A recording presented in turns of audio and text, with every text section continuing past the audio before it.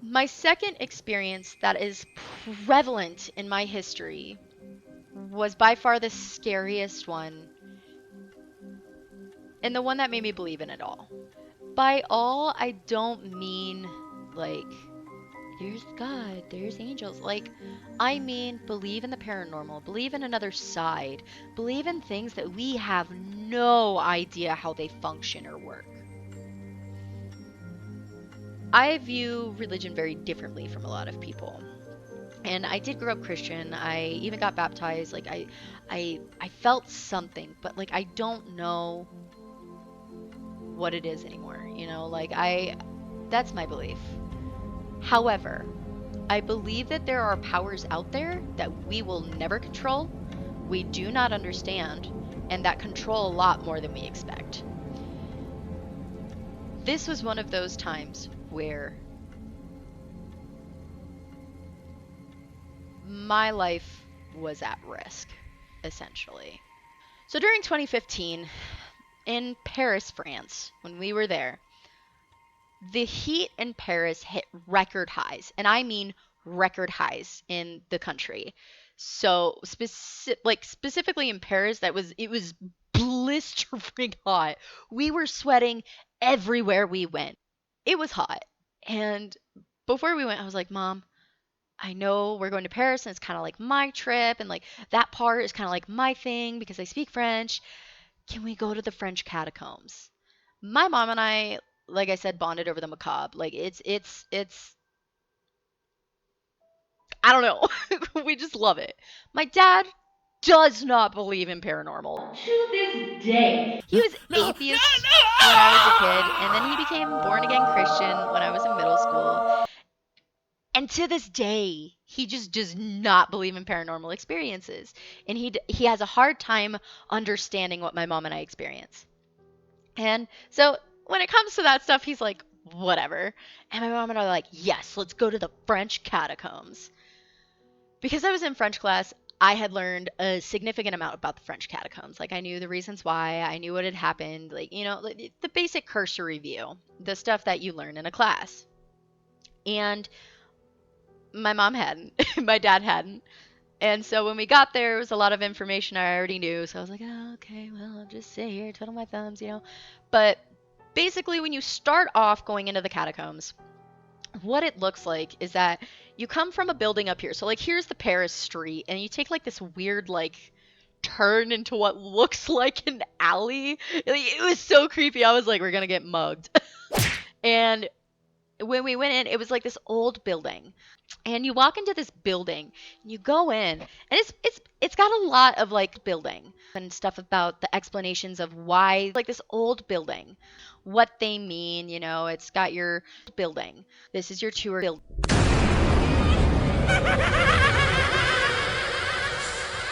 Talking about it with my friends, I've told very few friends, but it's an overwhelming sensation to remember.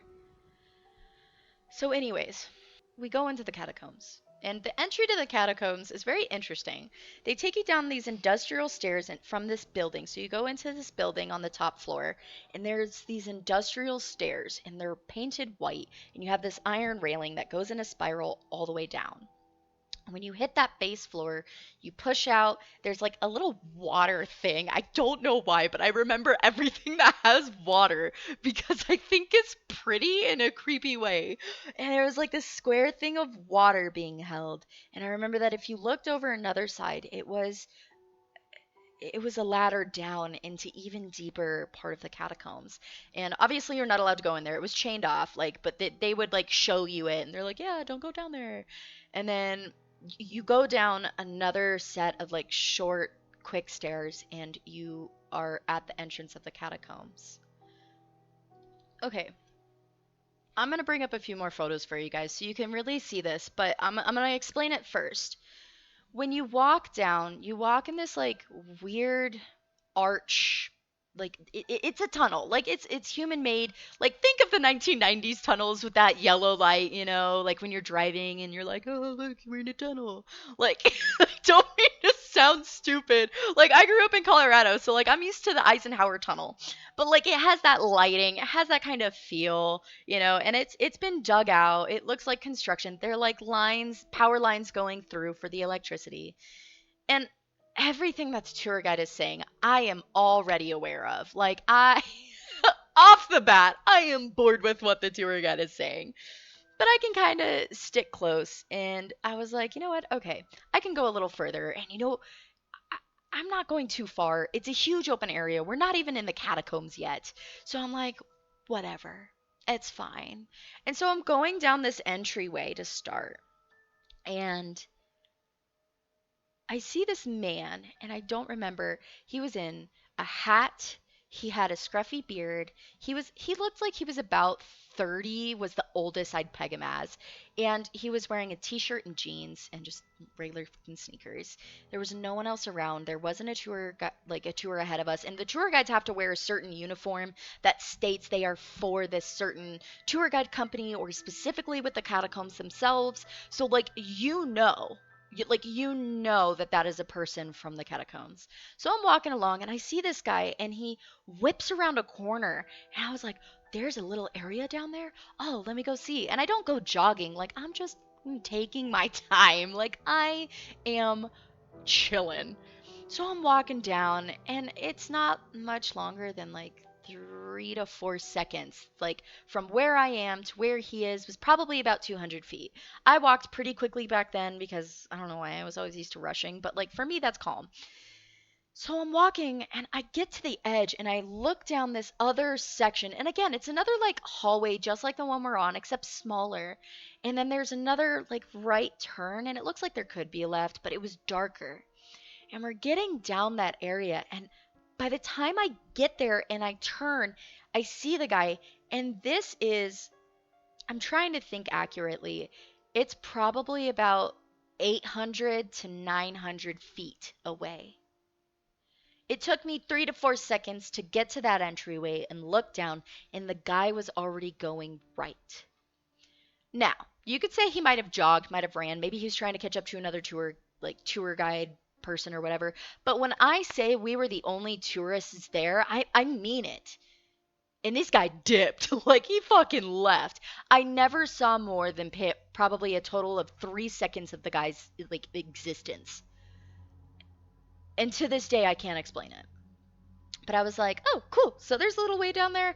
I'll get to the end and then I'll turn back. I'm just curious what's down there. And there were no signs saying do not enter, don't go down this. Like I said, I could read French. So like at the time it wasn't like nothing was saying don't go down this way, staff only, none of that. So I bring out my little iTouch because where I lived, you didn't have like a cell phone. You couldn't have a cell phone. There were no cell towers. So I had my little iPod Touch and I was like, oh my God, I'm going to take a time lapse. So I start walking down this hallway and I have my phone. I have my iPod. Oh my God. I have my iPod and I'm walking down. I have it on time lapse because I was like, wouldn't that be creepy cool? And I'm walking and I'm not thinking a lot of creepiness. I'm just like enjoying it. I'm like, man, this is so interesting, the history behind this. And as I'm getting farther in, so like here I am, and here's the end of this hallway, and I'm making it to about here when my chest starts to get heavy. And I mean, it feels like someone's doing this and putting more and more weight on my chest. And it's not for lack of oxygen. Like I can't explain it, but it felt like a stone was growing heavier and spreading in my chest. And I'm walking down. I didn't even make it halfway down because I had the immediate notion in my head saying, if you go down any farther, you are in danger.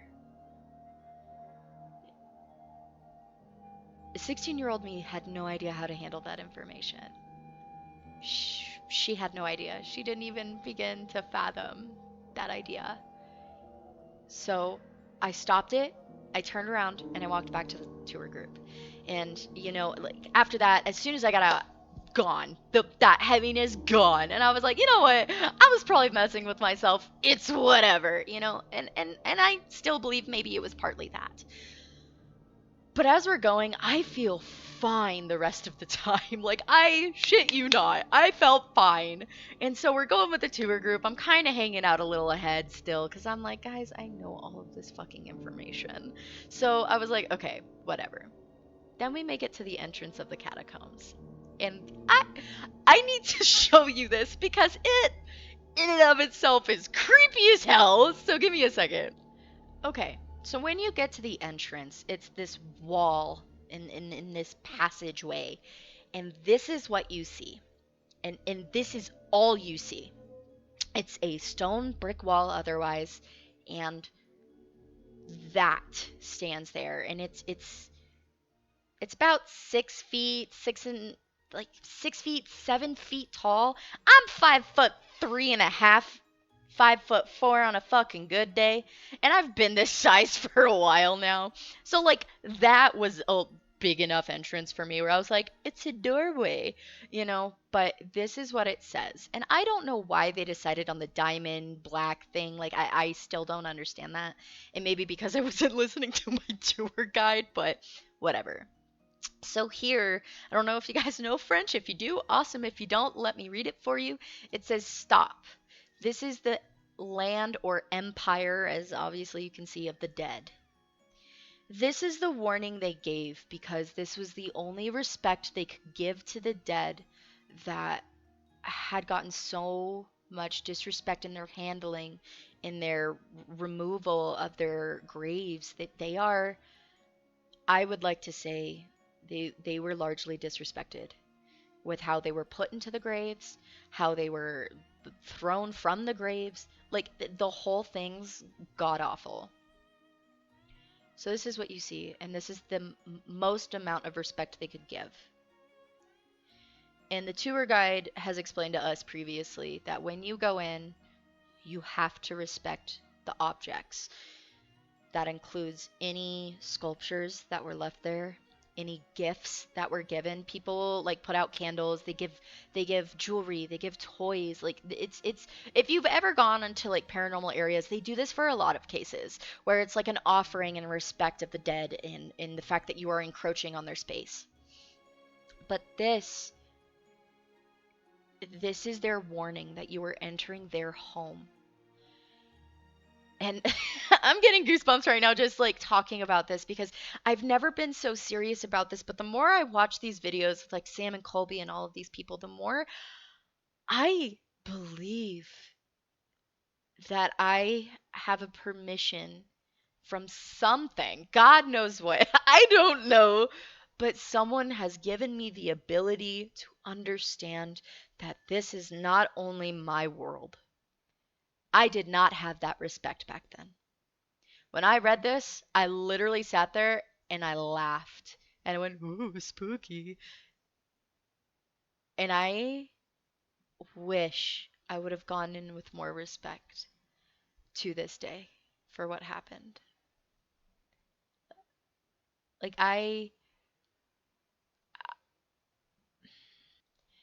it's not that I was a disrespectful kid. It really wasn't.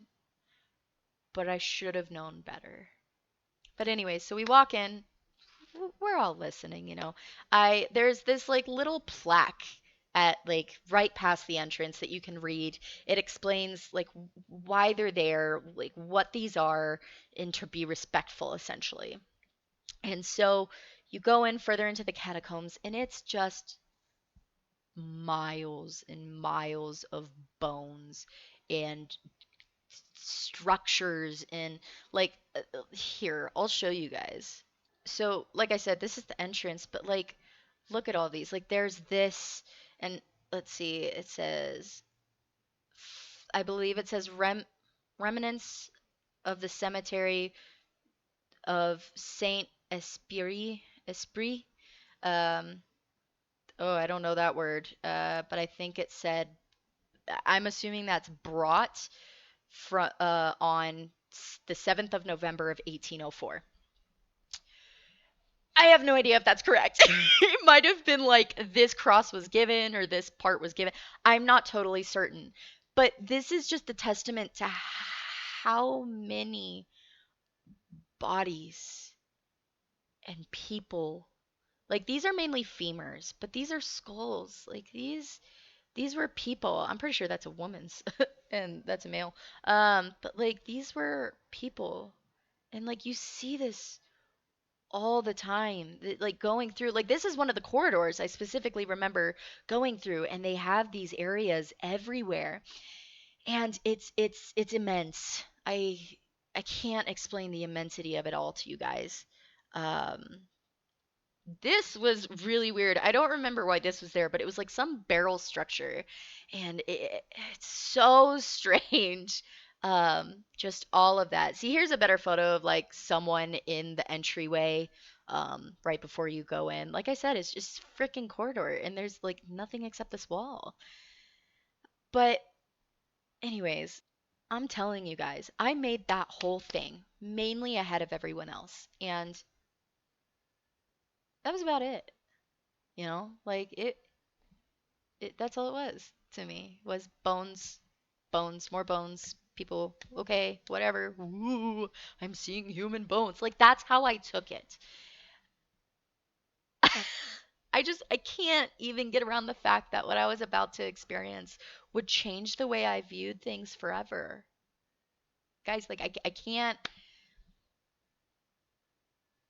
not a lot of people have those experiences, but this was mine. And it's so vivid to this day. At the end of it all is another entryway similar to the one I showed you. I don't remember if there was anything above it other than it had the same black with a white diamond on the entrance and exit ways.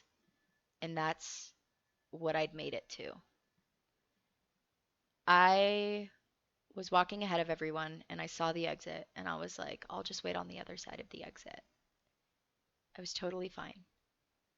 And I'm walking and along this wall, it was like bones, bones, bones, archway, and then the exit on the other side of this large archway and a little bit more bones.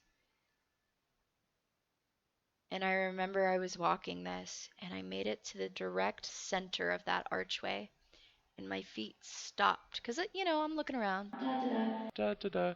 Da, da, da.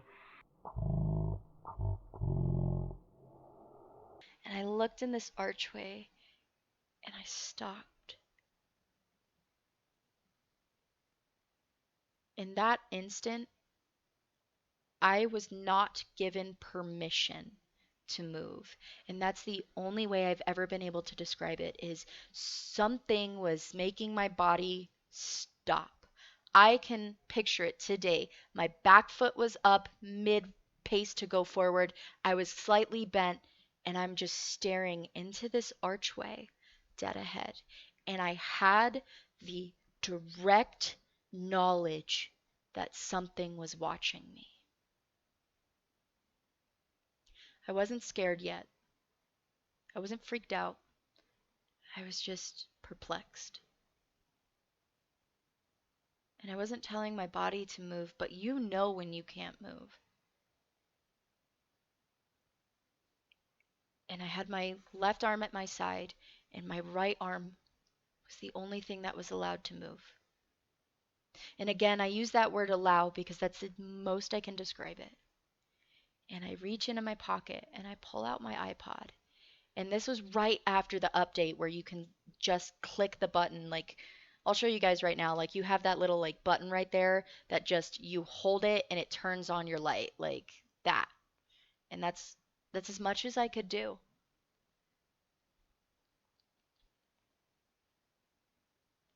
And have you ever looked up at the sun, looked away, and you're blinking, and there's that remaining image of the sun or whatever circular thing?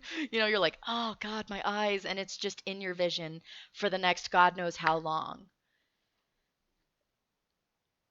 The image that was seared into my retinas that day was of a creature on all fours on top of these bones, and I remember specifically that one of its clawed hands was over a skull and it was looking at me like this. Like it was here on all fours and it was staring at me and the only thing I saw were red eyes. And it looked like one of those one of those shadow figures that people draw just to represent the idea, but it was legit. Like, even now I'm shaking talking about it. And it was staring at me. And I could see its spined vertebrae.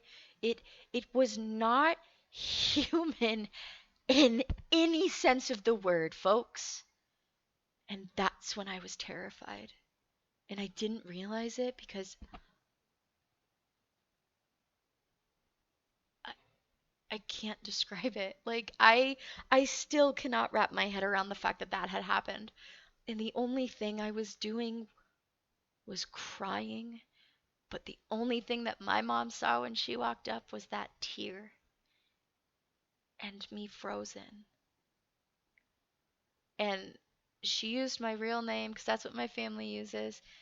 And for you guys, I'll just say CJ. And she's like, CJ, CJ. I couldn't react. I couldn't move.